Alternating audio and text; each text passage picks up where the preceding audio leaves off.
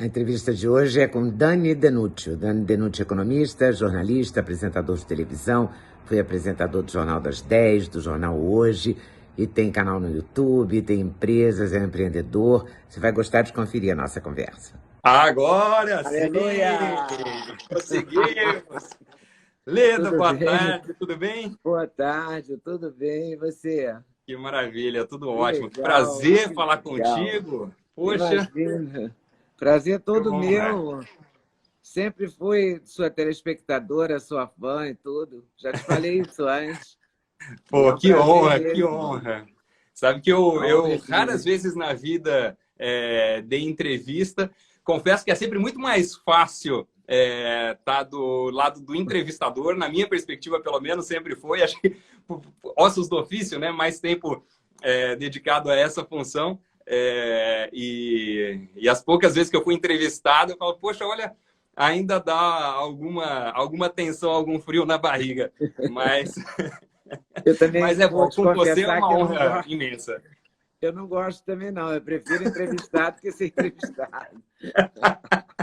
Mas a gente vai só conversar, não vai ser uma entrevista. É só uma Não, é conversa. isso, tô Pronto. brincando. É um papo, uma honra imensa. Eu sou muito seu fã mesmo, admiro demais Imagina. seu trabalho. É, é até uma situação super bacana de falar uma colega de trabalho, né? Uma colega de bancada já. Imagina, a gente que ocupou a mesma função no mesmo telejornal. Acho que vai ser muito interessante essa Com troca de diferença de percepções e com certeza décadas. muito do que eu vou falar você já viveu e vai ter outras experiências complementares, embora em períodos diferentes, mas é muito interessante esse bate-papo. Legal É demais. verdade. Hoje é muito querido, né? É um É, é, telejornal muito simpático, simpático às pessoas e bom de fazer, né? é Porque verdade, é permite uma verdade. leveza que os outros telejornais não permitem, né?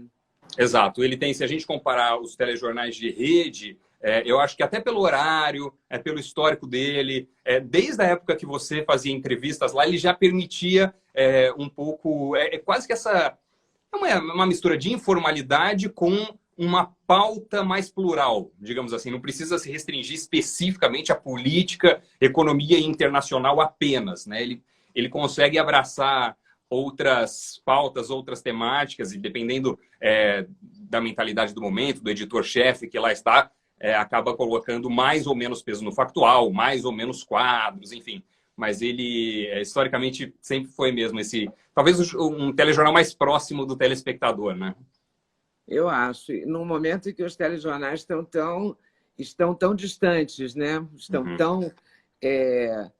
tão partidários, tão É. difíceis de entender às vezes, né? Hoje Como que tem era? uma O que você simpatia. lembra, Leda? Como que foi sua experiência lá? Ah, Como que era na sua época? foi uma ótima experiência, cara. Agora, uma coisa totalmente nova, porque eu caí no hoje, entendeu? Não foi uma coisa pensada. Ah, eu vou Uhum. para a TV Globo para fazer o jornal hoje. Não, eu fui para a TV Globo porque eu tinha que passar 3 meses sem trabalhar no Globo. A verdade é Cara, essa, entendeu? Eu era do Globo, aí fui para uhum. São Paulo para fazer Editora Abril. Não entendi São Paulo, não me entendi com revista, achei aquilo tudo muito demorado, muito esquisito, muito fora de hora na minha cabeça.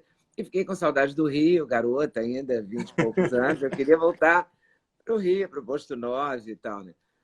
E não podia voltar para o Globo, tinha uma carência lá, uma quarentena de 3 meses. Aí eu também não podia ficar desempregada, eu vivo disso, né? Claro. Aí eu fui para a TV Globo tentar ficar lá 3 meses para voltar para o Globo. Me apaixonei pela tal da imagem em movimento, pela TV, por aquela maluquice. Fiquei anos e nunca mais saí de televisão. Eu saí agora, há 3 anos que vim para o YouTube. Você tem um canal Sim. também no YouTube, né? Eu tenho também. É uma experiência completamente diferente, né? É muito Completamente. interessante. É uma reinvenção profissional. Você passou por isso algumas vezes, eu passei também em experiências tão diferentes ao longo de uma mesma carreira profissional, digamos assim, né? Fiquei 7, 8 anos em banco, mercado financeiro mesmo, trabalhando ali como operador de mercado, 2 telas, um monte de gráfico, compra, vende, aquela doideira, assim. Depois televisão, E agora, 2 pilares de atuação, internet e a parte de empreendedor, né? Então, eu me divido nas 2 funções. E aí também, eu estou com o canal Invest News, que eu e o meu sócio, amigo, parceiro, orientador de mestrado, ex-entrevistado seu, Samidana, com quem eu partilho muitas das minhas empreitadas. Nós 2 recebemos um convite da Isinvest e criamos esse braço de comunicação inteiro, que tem canal no YouTube, tem todas as redes sociais, tem site também, que é investnews.com.br. Então, é todo um novo veículo de comunicação com foco especificamente em finanças e investimentos, especialmente. E aí tem um pouco de economia, negócios e tal, né? E nesse momento, o que você anda aconselhando? Porque é um momento delicado para a economia, né? A gente todo mundo fala numa grande crise, a gente sabe que vem, né? Uhum. Não sabe o tamanho, mas sabe que vai ser funda.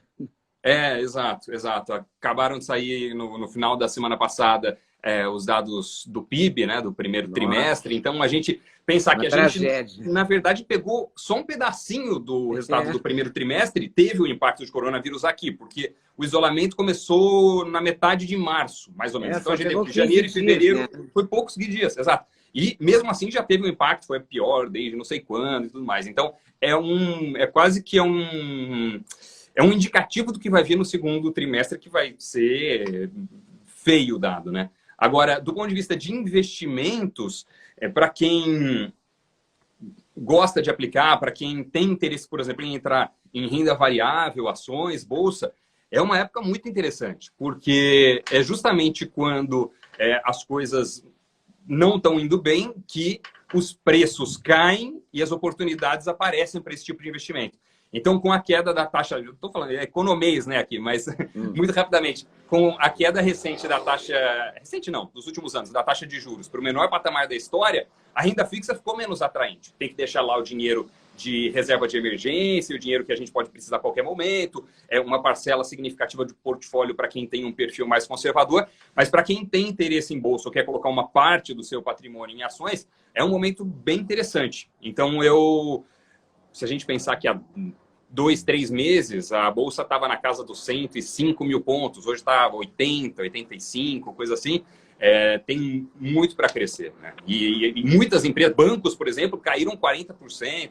Então, acho que tem boas oportunidades para investimento em renda variável. Bom, outro dia eu vi que a poupança está crescendo, né? A poupança é um fenômeno, né? Assim, a gente achou que nunca mais ninguém ia se envolver com a poupança, né?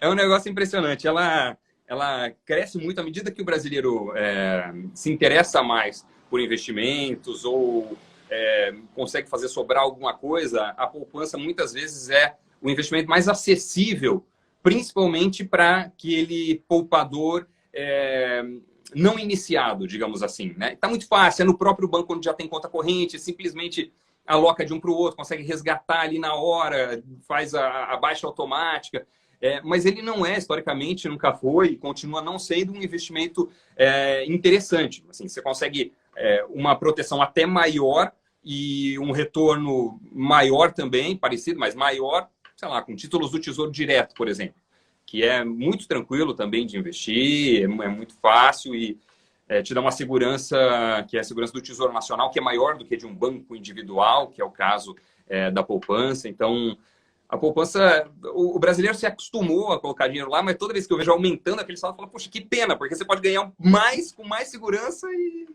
não é difícil, né? Mas o medo, né, leva à poupança sempre, né? Então, você acha que o Tesouro Direto é mais negócio nesse momento do que o renda fixa, o CDI, tudo isso? CDB, do que poupança, sim. Renda fixa, você consegue encontrar, dependendo do prazo para o qual você quer deixar o dinheiro aplicado, algumas alternativas como CDBs que pagam 120%, 130% do CDI podem se tornar interessantes. Se você tem a possibilidade de deixar o dinheiro parado por mais tempo e quer investir em renda fixa, digamos que você possa colocar num tesouro pré-fixado para 5, 6 anos, que está pagando algo como 6, 7% ao ano. Se a gente pensar que está com uma Selic ali na casa dos 3%, é interessante. Mas, se for esperar até o vencimento, se tiver que tirar o dinheiro antes, qualquer investimento de renda fixa pré-fixado pode ter uma variação, né, neste período. Então, eu acho que assim, se você quer um dinheiro para resgatar a qualquer momento, reserva de emergência apenas. Posso precisar daqui 1 mês, 2 meses. Tem risco de ficar desempregado. 6 meses do seu padrão de vida habitual, não uma vida restritiva nem nada. Quanto custa viver para você, com o que você gasta de contas e lazer e etc. Custa X por mês. Multiplica por 6, deixa esse dinheiro em algum ativo de renda fixa de alta liquidez, como o título Tesouro Selic. E com o resto vai diversificando. Um pouco com correção de inflação, um pouco bolsa, um pouco fundos, e aí dá para fazer uma composição dependendo do perfil. É assim que eu faço. É assim que você faz. É assim que você aconselha. É assim que eu aconselho também. E quando você estava no Jornal Hoje, você sentia falta desse nervosismo do mercado, dessa coisa instável de buscar, de querer saber e de investir ou não? Até que não, porque o dinamismo, a tensão, a pressão também acontecem muito em larga escala no trabalho do telejornalismo. Então, eu me senti ambientado ali. Foi, em certo sentido, uma profissão muito diferente da de operador de câmbio, que é o que eu tinha sido antes, né? De mercado financeiro, mas com ambientes de competição, pressão e etc., bem similares. Então, nesse sentido, a emoção sempre esteve presente. Estava preservada. Mas como é que você saiu do mercado financeiro? Você virou repórter assim do nada? Foi praticamente. Quando eu era criança, isso aí, Raimon, lá há muitos anos. Quando eu tinha 8 anos... 36 anos? 36, fiz agora. Quando eu tinha 8 anos, eu brincava de apresentar TV, ser apresentador de TV. Aos 12, eu comecei a brincar de apresentador de telejornal. E aí, ao longo da formação, faculdade e tal, eu procurei ter uma graduação que possibilitasse entrar na TV. Encontrei no jornalismo um caminho de acesso à televisão, foi por isso que eu fiz. E alguma coisa complementar, alguma outra função que eu pudesse ter que aumentasse o poder de fogo quando chegasse à TV. Eu sabia que era extremamente competitivo, difícil, concorrido e etc. E aí eu fiz economia. Então, enfim, no meio da faculdade acabei fazendo uma extensão dos Estados Unidos, voltei, comecei a trabalhar em banco, fiquei lá 7 anos, depois fui para a TV. Essa mudança foi relativamente repentina, se a gente analisar, mas foi o resultado de um processo pessoal de formação e de preparação há muitos anos. O desvio de rota foi mais o banco do que a televisão. Na verdade, ao entrar na TV, eu voltei para o plano que eu tinha traçado muitos anos antes. E você foi um plano mesmo? Você tinha um plano de ir para a TV, era uma coisa clara para você? Eu tinha esse desejo de comunicação, sempre gostei muito, e aí tracei uma estratégia que me parecia mais adequada. Né? Eu falava, não venho de família rica, não tenho contato dentro da TV, nada favorece nesse sentido. O que eu posso fazer? Capacitação. E aí tentei formar um currículo que, quando chegasse na mão de alguém que pudesse ter algum poder de decisão, falasse, não interessa, tem uma oportunidade. E foi assim que eu comecei. E aí eu mudei do banco para a TV, e ali eu ocupei todas as funções, né? Fiz repórter do Jornal da Globo, Bom Dia São Paulo, SPTV1, SP2, Radar, e aí depois Globo News e a coisa continua. Na Globo News, você fazia o Jornal das 10. Fiz o bom de tudo. Eu entrei na Globo News como comentarista de economia do Jornal das 10 e fiquei comentarista e repórter. Aí eu fazia as duas coisas. Entrava às 10 da manhã, fazia reportagem e ficava até às 10 horas da noite para comentar, analisar alguma coisa de economia junto com Sardenberg, grande Sardenberg, maravilhoso. E foi numa época de reformulação do Jornal das 10. Foi quando a Renata Lopretti foi para lá, a Mariana Godoy, à época, foi para lá, o Sardenberg continuou, eu também, Demétrio, Merval, tinha uma turma pesada lá. Eu era quase o foco ali da galera. Virou apresentador depois. Aí foi. Aí eu fui. Depois de um ano, mais ou menos, Jornal das 10, a gente estava começando a implementar uma série de artes diferentes, abordagem de economia com um pouco de foco em microeconomia, negócios, eu sempre pedi algumas animações e motion graphics, aquelas coisas todas lá, que em pesquisas tinham dado bom feedback. E aí eu falei, poxa, legal, vou levar uma proposta de programa semanal de economia para a direção, para eu apresentar. Aí eu apresentei, eles gostaram e falaram, não, beleza, foi aprovado, não vai ser semanal, vai ser diário e vai ser um novo conta corrente, que era um programa que já existia há muitos anos, mas eles decidiram pegar a ideia, adaptar ao formato, por questões comerciais, acho que já tinha cota vendida, coisa do tipo, falaram, não, vamos tornar isso algo diário e você vai apresentar. E aí eu fiquei fazendo conta corrente e comentando no Jornal das 10, apresentando conta corrente, comentando no Jornal das 10. Depois, eu virei apresentador do Jornal das 10,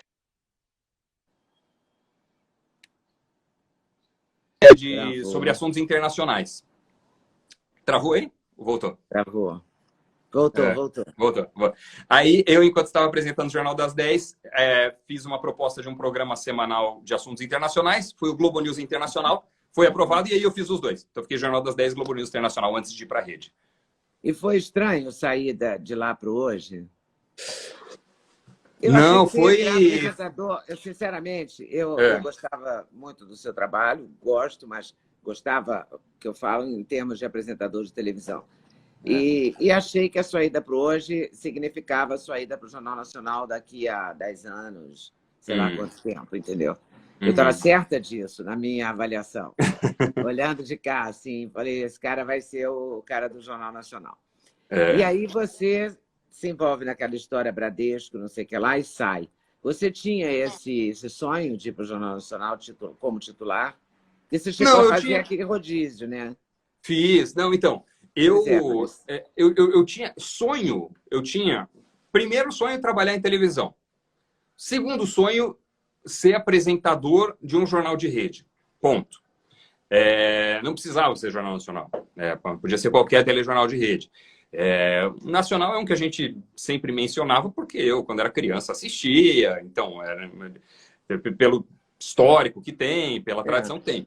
Mas, assim, eu tive a oportunidade rara, antes do que eu esperava, de concretizar sonhos no período em que eu fiquei lá. Então, assim, muitos deles. Eu fui repórter, fui comentarista de economia, editor, apresentei 4 projetos de programa, dos quais 2 se concretizaram, e eu apresentei os programas que eu propus à direção, fiz jornal de rede. Apresentando jornal de rede, fiz Jornal Nacional, fiz Fantástico, entrei no rodízio de fim de semana, mas também fiz férias do Bonner, fiz férias do Tadeu. Assim, as 3 principais bancadas em termos de audiência do país, e dado que a audiência é muito grande aqui no Brasil, possivelmente são as 3 maiores, sei lá, no mínimo da América Latina, eu passei por lá. Então, o que mudaria se eu ficasse muitos anos a mais seria o tempo total de exposição e a duração. Os barulhos. Mudaria tudo, mudaria o salário, mudaria olha, fama, mudaria tudo. Mais ou menos, muita coisa mudou nos últimos anos, entendeu? Nesse sentido. Salários, claro que não imagina, não pode jamais reclamar de uma remuneração que é uma remuneração boa, mas não se comparava a remuneração da mesma função anos antes, da mesma função de quem estava do meu salário, de quem estava do meu lado. Se eu fosse para um novo posto, não seria com a remuneração de quem lá está ou estava. Então, assim, são novos tempos para a televisão em todos os sentidos. Em todos os sentidos. É uma imensa transformação. A história, se você quiser entrar na história da minha saída da televisão... Então, assim, os meus sonhos eu considerei ticados, entendeu? Eu tive a oportunidade de passar por todas as funções que eu imaginei passar um dia. A diferença seria ficar naquela mesma função, fazendo a mesma coisa que eu já tinha provado durante muitos anos. Ponto. Não ia ter uma grande variação em relação àquilo. Então... Mas, de todo modo, a saída nunca é assim muito suave, né? Não, a saída não é suave e, no meu caso, foi menos suave ainda. Eu acho que a saída, por exemplo, do Evaristo, um grande amigo, um cara que eu admiro demais, acho um dos apresentadores mais carismáticos da história da televisão, um cara que me apoiou quando eu fui para lá, enfim, um cara muito do bem. A saída dele, que foi planejada por ele com bastante antecedência, foi muito mais suave, né? Do ponto de vista pessoal. A minha, eu já vinha há algum tempo com alguns incômodos, vários. Por exemplo, você chegou a citar hoje o aspecto editorializado dos telejornais. Eu acho que isso se acentuou demais nos últimos 12 meses, mas demais. E naquela época já vinha em um processo nesse sentido, que vinha me incomodando um pouco, porque eu não era exatamente alinhado com todas as decisões editoriais que eram tomadas, o que deveria cobrir como e tal. Mas ok, então aquele era um pequeno incômodo. O segundo... Ainda dava para levar, né? Ainda dava para levar. Estava dando para levar. Dava para levar, exatamente. Não sei como é. Aí, a segunda questão era a questão de remuneração. Sim, era uma boa remuneração. Se a gente olhar em padrões nacionais, imagina, é até um despropério falar qualquer coisa que não seja elogioso. É claro que é uma boa remuneração, padrões brasileiros e tudo mais. Mas padrões históricos, pessoas que já ocuparam a mesma função, pessoas que lá ocupavam, são novos tempos. A TV teve que se adaptar, a receita da televisão mudou, o direcionamento das verbas de patrocínio migraram parte para a internet. Então, é um novo cenário, a TV tem que se adaptar e, com isso, as remunerações se ajustam também. Então, essa era uma segunda questão. Eu achava que a perspectiva de crescimento profissional e financeiro já não haveria muito mais o que variar em relação àquilo. E o terceiro era a questão de liberdade. O advento de internet e de todas as redes sociais, etc., trouxeram uma nova perspectiva de oportunidades para todos nós. Oportunidades imensas e também riscos, em certo sentido, de exposição e tudo mais. Eu imagino que nos 10 anos que você ficou na bancada, eram outros os desafios. Alguns parecidos, mas, por exemplo, o desafio de redes sociais não era um ponto. Não existia, imagina. A direção não estava preocupada se você marcou um prato e marcou o nome do restaurante no prato que você estava lá no fim de semana comendo. Não tinha esse tipo de bronca. Não levava. Não tinha isso. Exato. Eu postar fotos lá do levava bronca por causa de um brinco grande, por causa de uma roupa colorida. Eu levaria uma bronca se eu estivesse usando essa roupa hoje, naquela época. Estampado e tal. Uma bobagem, assim. Não tinha... Bom, e fora algum posicionamento, quer dizer, eles exigiam que você não tivesse um posicionamento em campanhas políticas e tal. Sim. Só isso. É isso. Eu acho que aumentaram as restrições, as preocupações do ponto de vista da emissora, e com isso, a sensação de cerceamento, em certo sentido. A parte toda de posicionamento político, eu nunca fiz questão de expor, eu entendo, evidentemente, eu acho que tem que ter. Imagina, a TV é uma empresa, então tem a sua linha editorial, tem a sua decisão, tem a sua visão. É um negócio, e ok. Eu não sou idealista nesse sentido. Entendo, concordo, acho que tem que ser assim mesmo, e ok, beleza. Agora, outras liberdades passaram a ser tolhidas nesse ambiente de rede social que a gente vive. Então, você fica numa tensão constante. E eu sempre fui muito Caxias, muito disciplinado, muito preocupado com tudo isso. Então, eu pensava assim, poxa, eu posso ir num restaurante, a minha namorada ou esposa pode tomar um vinho, falar, cheira aqui, olha, cheiro diferente desse vinho, cheira. Eu cheirar, alguém tira foto. Aí eu saio, vou dirigir, não tomei o vinho, só cheirei, tira foto. Aí já fala, pronto. Olha, ele bebeu e dirigiu, fala, meu Deus do céu, é uma patrulha imensa e isso se transforma num grande negócio. Então, o que eu fazia para me preservar disso? E muito disciplinado, muito certinho, sempre muito preocupado em cumprir todas as regras, no meu entendimento, que estava exatamente permitido na função que eu ocupava e tal.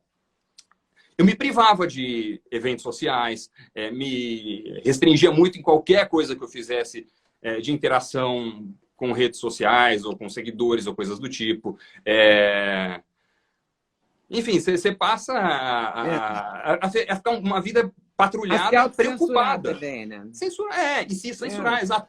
É engraçado que quando eu saí, e eu não tinha essa percepção, quando eu saí, eu me dei conta do quanto que eu me censurava, né? Existia, claro, todo um ambiente, etc., mas eu não percebia como algo tão impositivo, tão duro e tudo mais. Percebi um pouco, um certo desconforto. Eu queria poder usar a rede social do jeito que eu quero. Mas ok, é do jogo, tá no preço, digamos assim.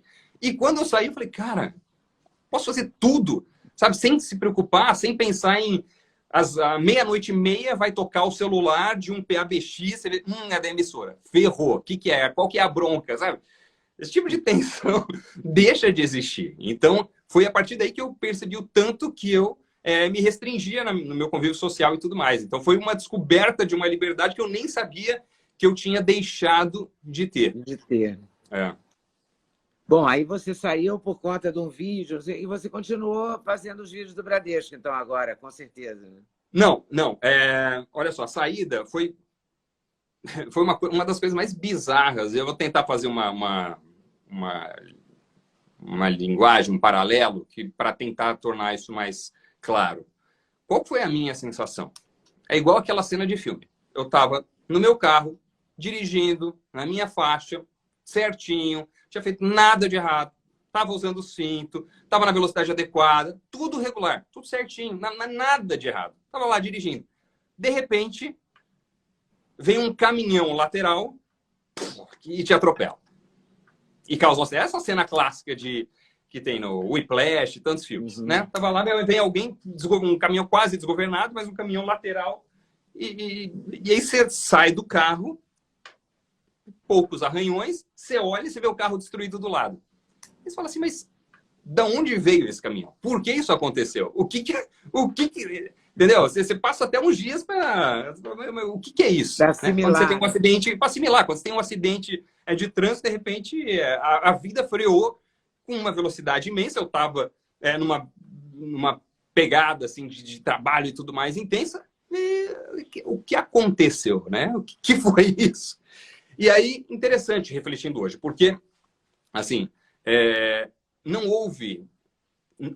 também sendo muito aberto, transparente com você, sincero e tudo mais. Eu não fiz absolutamente nada na minha avaliação de errado. Absolutamente nada. Nada que infringisse qualquer regra da Globo. Nada que fosse diferente do que todos os outros apresentadores sempre fizeram e continuam fazendo. Nada. O único que eu não sei que tenha feito algo de trabalho institucional e tudo mais, é o Bonner por questões ou outras também, com uma remuneração igual a dele, eu jamais pensaria também fazer. Não tem nem porquê.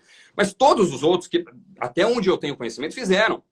Então, claro. Assim, eu me via como todos os pares. Porque todo o circuito interno sempre foi permitido. Sempre foi permitido e foi autorizado. Permitido.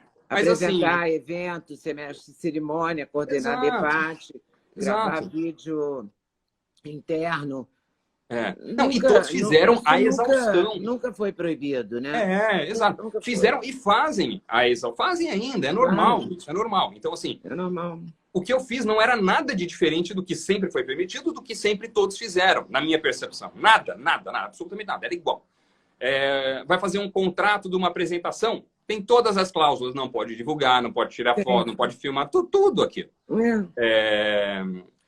E era sempre uma situação de tensão, imagino que ainda seja para os atuais apresentadores, que você fala, tá bom, a pessoa não pode tirar foto, mas você vai num evento, tem 1000 pessoas, alguém não vai tirar sua foto?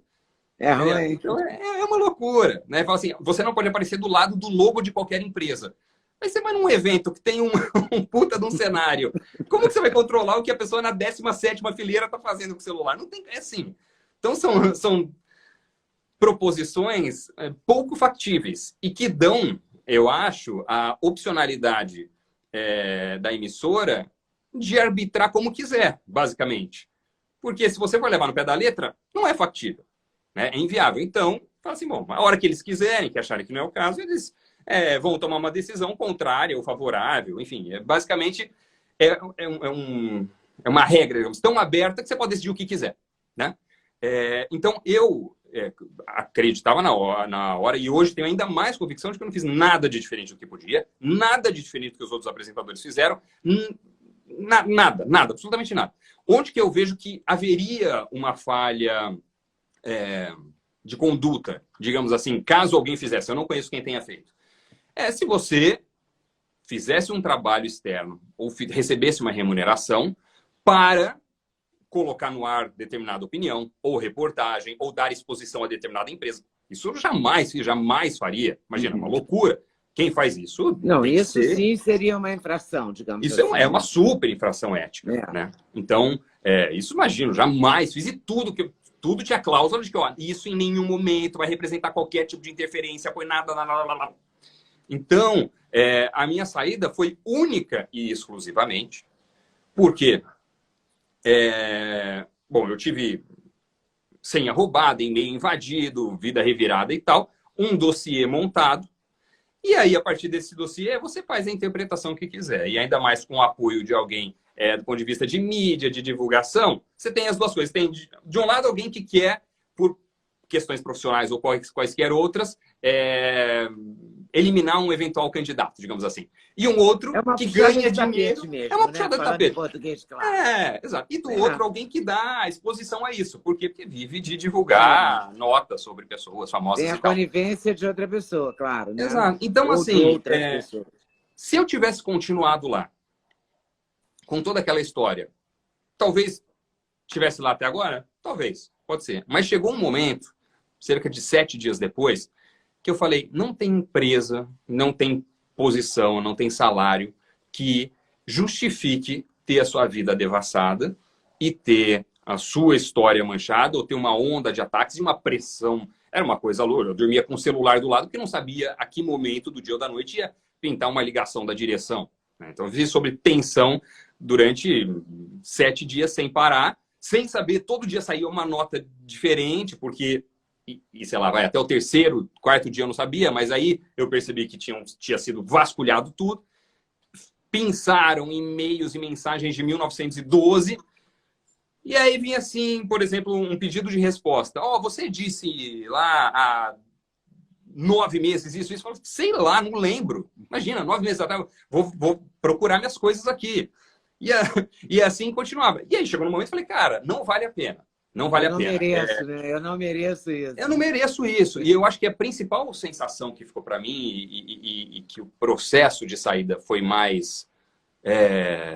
não vou traumático, não foi, mas desconfortável para mim, mais do que sair da emissora, foi ser atacado em questões de princípio, aos quais eu sou muito leal. A questões de ética, de valores que eu sempre respeitei e respeito, e não infringi de forma alguma. Então, eu fico pensando, se a mesma coisa fosse feita com qualquer outro apresentador, teria o mesmo resultado, porque eu acho que de todos eu era talvez o mais cauteloso. Sempre fui, em excesso. Sabe, as pessoas me enchiam o saco por falar, às vezes você não quer nem sair com a gente, você não quer nem ir pro bar, deixa filmar aqui. Você vai tirar uma foto no bar? Não, pera que eu vou me afastar para não aparecer. Então, assim, foi uma loucura. E quando eu vi que eu estava sendo atacado nesse sentido, aí eu falei, não, esse é o limite para mim chega. E aí eu apresentei o pedido de afastamento e saí naquele momento. E foi interessante que 20 minutos depois tinha a emissora ligando. Então, até mesmo um outro receio momentâneo de o que eu vou fazer agora da vida, ou como o mercado enxerga isso, assim, a receptividade das outras emissoras foi um negócio emocionante até. Porque em 20 minutos tinha a emissora ligando e eu conversei com praticamente todas as outras. Praticamente todas as principais, assim. E de ir na casa da pessoa ou ir em reunião e ser muito bem recebido, de braços abertos. O que você tem interesse? O que você quer fazer? Então, assim, eu saí muito satisfeito com a trajetória que eu pude cumprir ali. Satisfeito com os desejos que foram realizados e também leve por saber que existe um mundo de oportunidades aqui fora, das quais eu já estou implementando algumas, e que eu acho que é um novo recomeço de tantos que eu tive na vida. Né? Como a mudança para o banco, como a mudança para a TV, como agora essa mudança. Então, esse é o resumo, como eu nunca contei antes, mas é exatamente essa sensação de você estar bonitinho ali dirigindo, passando sinal verde, vem alguém atravessando sinal vermelho, incorretamente te atropela, você olha a casca, fala, esse carro deu perda total, mas quer saber? Eu estou inteiro, eu não me embarco. O carro ficou ali para trás, mas eu continuo com a minha integridade, com os meus valores, com os meus princípios e sigo numa nova caminhada. E essa nova caminhada, você acha que vai ser na internet? Ou você acha que você volta para a televisão? É uma pergunta que me fazem há, assim, 47 anos, assim. Então, não tem nada de original. Estou fazendo para você há até com uma certa culpa, porque eu falo, pô, vou perguntar a mesma coisa. Eu já cansei de responder. Mas a liberdade que a internet dá é muito sedutora. Não é? É muito fascinante. Assim, para quem trabalhou anos em empresas, realmente faz uma diferença incrível, né? Eu não sei se faz para você, faz? Não, mas faz demais. Faz demais. É chocante, assim. Como dizia o querido Abu Janra, enforque-se na corda da liberdade, né? Assim, se você tem uma liberdade total, você se afoga nela, né? Você pode fazer tudo sem restrições, com o julgamento, mas o julgamento do público e não de um determinado empregador, eventualmente. E o seu julgamento, você seu sabe próprio. o que você deve fazer, o que é ético, o que não é ético para os seus valores, né? Exato. Só você julga, né, a princípio. Quer dizer, é claro que você leva um monte de pancada de pessoas no Twitter, no Instagram, não sei aonde. Eu levo um monte, mas também, sabe, eu tenho a certeza de que quero fazer um jornalismo plural. Eu vou continuar fazendo, entendeu? É isso. Mesmo que me batam, entende? É isso, não. Vou entrevistar de assim, eu acredito nesse jornalismo. Que ouve todo mundo, que dá voz a todas as ideologias. Eu acredito mesmo, sinceramente, nisso. Mas a gente paga um preço, então essa liberdade também tem restrições, mas é muito prazerosa também, né? Não, é demais. E eu acho que seria muito difícil de você implementar isso com uma pauta tão plural, com um leque tão diferente de entrevistados, de perspectivas, de visões, de ideologias políticas tão diferentes numa emissora tradicional. Difícil, né? Na prática, praticamente inviável. Então, eu também acho. E é por isso que, assim, se a internet vai ser a minha veia principal de atuação, é provável que sim.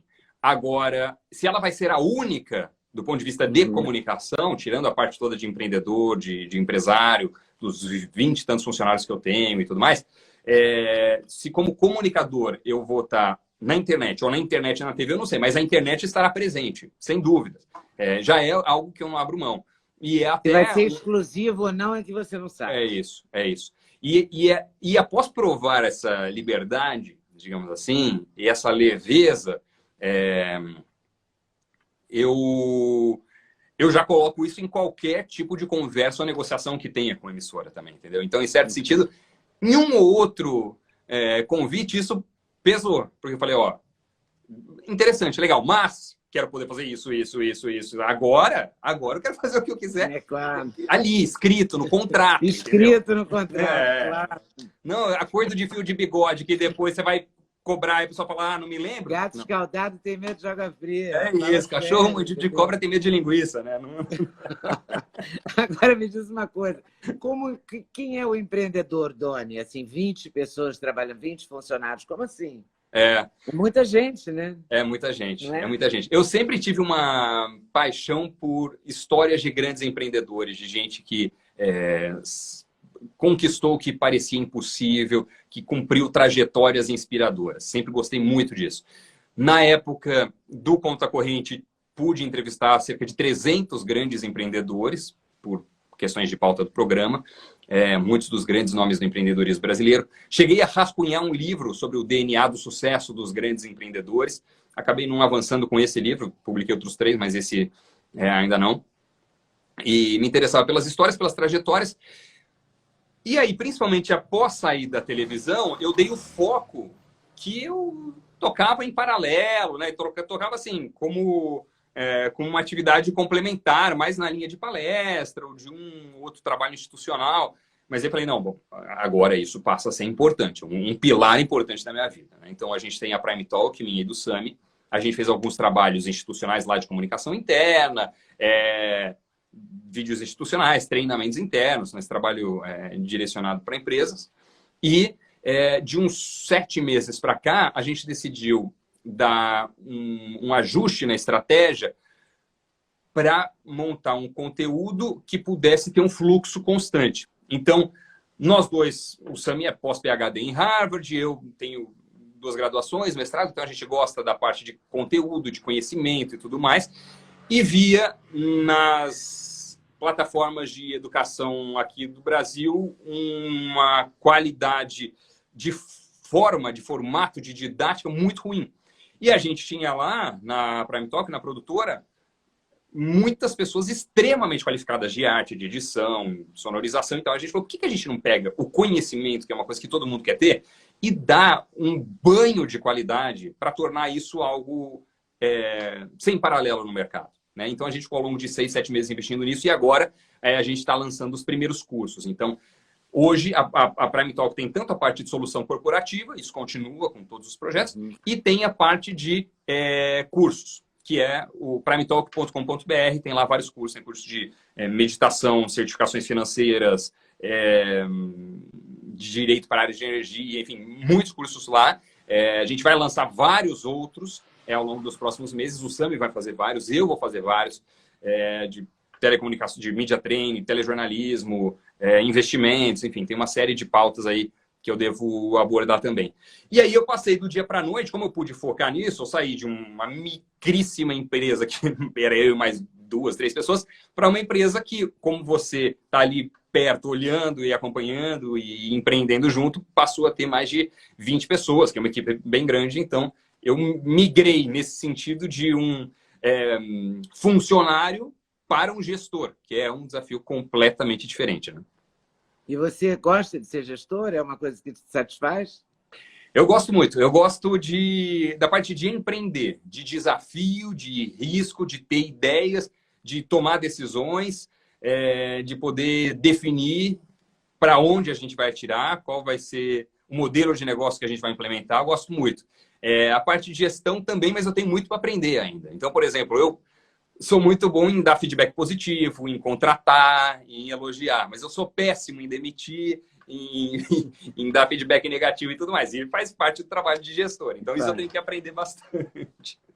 Mas também você é muito novo, né? Você tem uma vida toda pela frente, pode aprender várias coisas, né?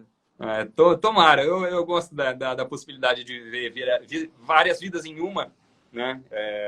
Ela é tão irrepetível que quando a gente tem a chance de extrair dela o máximo possível, eu acho que vale a pena. Eu sempre acreditei muito naquela frase de que a melhor forma de prever o futuro é criá-lo. Então, o que eu tento fazer todo dia é, com determinação, dedicação, mas principalmente disciplina e entusiasmo, continuar as caminhadas onde eu enxergo que elas são devidas, né? E uma coisa, entrevistando todos aqueles empreendedores que eu percebi, de elemento mais comum, mais recorrente em todos eles, não era o fato de não terem tido derrotas ou não terem tido quedas. Não, todos tiveram. Quedas nas quais a maioria das pessoas sucumbiria, desistiria, pararia ali mesmo.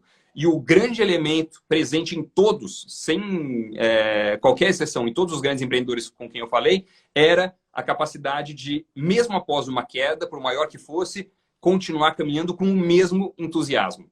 Então, eu acho que com essa receita você consegue conquistar absolutamente tudo que você quiser. A reinvenção, sem perder o entusiasmo, é a grande porta, né? A chave da questão. E mesmo nesse país, nessa crise que vem aí, que você sabe que vem, você está empreendendo. Então, você acha que vale a pena? Eu acho que vale muito a pena. Eu acho que a gente vai sair dessa, sei lá, talvez o ano que vem a gente tenha um ano bom, se a gente esquecer esse 2020. Olha, eu acho que é o seguinte, muitas empresas vão apanhar, vão sofrer, muitas empresas vão fechar, empregos vão ser perdidos e já estão sendo. Isso é um tanto inevitável. Mas, para as empresas e para os empreendedores que souberem se ajustar e sobreviver a esse período, vai acontecer o quê? A mesma coisa que aconteceu em 2008, por exemplo. As empresas são obrigadas, não por disciplina própria, mas por necessidade da conjuntura, a se adaptar, a reduzir equipe, a reduzir excessos, a melhorar seu processo, a otimizar os seus fluxos, a se tornarem empresas mais eficientes. Fazem isso pela conjuntura. E, ao fazer isso, elas se tornam empresas mais robustas, mais firmes, mais sólidas, mais slim, mas, ao mesmo tempo, preparadas para as competições do ambiente corporativo, do ambiente empresarial, do ambiente de empreendedorismo. Então, eu acho que as empresas que sobreviverem, e serão muitas, a imensa maioria, elas estarão melhores do que estavam no período pré-crise, mais preparadas para o mercado. E é por isso que eu também confio muito no projeto que a gente está tocando, confio muito no empreendimento que a gente faz. E aí, por isso que eu estou nessas duas frentes, tanto na Prime Talk, nessa parte de cursos, na produtora que a gente tem, quanto no Invest News, que é o site que a gente falou no começo, que fala sobre finanças e investimentos, e onde eu tenho programa diário com o Samidana. Ah, é? Que horas é? Ele entra no ar sempre às 6 horas da manhã, é o Cafeína, de segunda a sexta. E além, mas assim, é uma extensa programação. Estou trabalhando pra caramba. Às vezes as pessoas perguntam, mas você não vai voltar pra TV? Pode ser, estamos em conversas e tal, mas assim, eu estou trabalhando loucamente, tanto na Prime Talk quanto no Invest News. Então tem o programa diário que eu apresento com o Sami e entra no ar às 6 da manhã. Segunda e quarta, live com o Sami, eu e ele, a gente faz. É praticamente um programa de manhã, um programa de noite, sendo que o de noite tem de segunda, quarta e sexta. Basicamente é isso. E tem o site investnews.com.br. Uau! E você falou do ensino à distância. Eu acho que ensino à distância é um dos negócios, é um dos negócios que vai prosperar depois dessa pandemia. O que mais que você acha que vai prosperar depois dessa pandemia, em termos de negócio, de empreendimento, de empreendedorismo? Olha, para começar com os que não vão prosperar, os que estão mais mal posicionados, eu diria assim. Tudo que depende exclusivamente, não é também, mas é exclusivamente de produtos ou serviços presenciais, e essas empresas e esses negócios já estão se adaptando bastante. Tudo que é ligado a turismo, né? Então, hotelaria,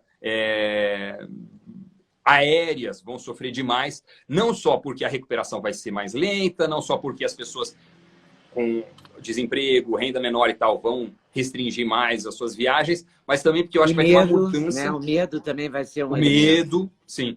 Mas eu acho que também vai ter uma mudança do ponto de vista corporativo muito importante, né? Por força da situação atual, as empresas tiveram que adaptar parte das suas operações ao home office e parte das suas reuniões presenciais a reuniões remotas. Então, muitas das viagens, eu acho que vão deixar de ser feitas. Porque você percebe que, assim, se adapta. É a mesma coisa que presencial? Não é, mas tá ok. Aí vai dá o Facebook, para levar, né? Dá para levar. Vai o Facebook e fala, a gente vai tornar isso uma prática permanente. Twitter também. Então, tem várias iniciativas nesse sentido. O custo fixo de você ter uma operação grande presencial é muito alto. Então, você fala, bom, se a produtividade cair 15%, mas o custo cair 40%, foi um bom negócio. Valeu. Então, vale a pena, eu acho. Então, o home office, eu acho que vai continuar com alguma força e a parte de viagens pode sofrer por conta disso. E eventos também vão ter as empresas ligadas a eventos vão ter uma recuperação mais gradual. Mas beleza, isso é o lado das empresas que vão ainda ter uma recuperação mais lenta.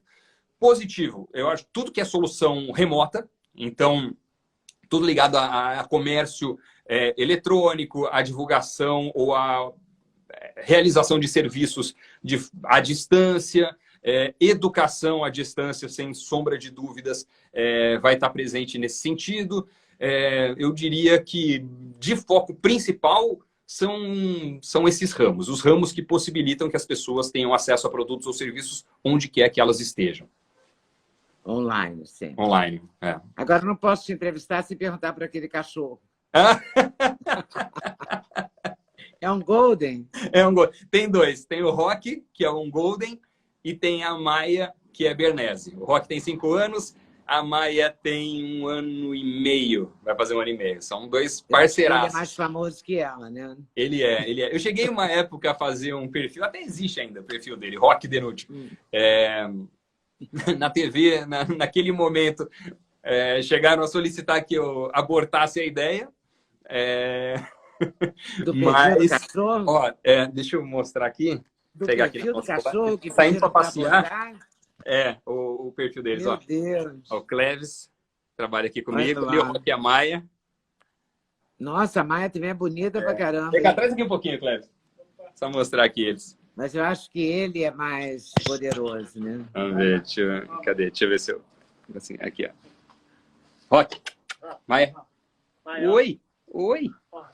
Olha. Que barato. São uma fofura. E são grandes companhias, né? Não, demais. São parceiros de toda a vida. Esses aí são... O Rock... Obrigado, Cleves. Obrigado. o Rock, eu sinto até uma certa sensação de gratidão mesmo e de lealdade, porque a Maia já veio numa fase diferente, né? Eu já estava morando em casa e tal. Mas o Rock, eu peguei ele eu comprei antes, mas eu peguei de fato ele na semana anterior à minha mudança para o Rio. E não foi uma mudança esperada, porque foi meio que assim, pode ir para o Rio, sei lá, amanhã. Eu falei, não, me dá uma semana. Então eu cheguei no Rio de Janeiro, que eu não conhecia, como morador, né? Nunca tinha morado lá. Mas fui eu e ele de carro para lá, para pegar um apartamento num Airbnb, porque o apartamento que eu tinha alugado não estava disponível ainda. Aí ele, um filhotinho de, sei lá, 50, 60 dias, num apartamento numa cidade onde eu não conhecia, não tinha ninguém lá perto, não tinha alguém que me acompanhasse, nada. Então ele me esperava no trabalho, eu voltava. E ele morou, sei lá, ele tem 5 anos, morou em 6 endereços comigo. Então, ele acompanhou tudo. Ele me acompanhou de repórter a apresentador, a internet, todo o processo. Então, ele é um guerreiro, hein? Morou em apartamento muitos anos.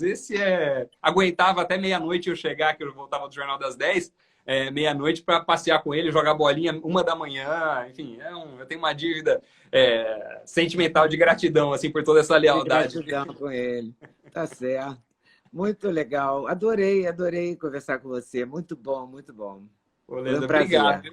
Olha, eu repito, é uma honra imensa receber esse convite. Há tempos eu queria bater esse papo mesmo. Acho que veio em boa hora. Eu tentei antes, mas não deu. Agora deu com muito prazer.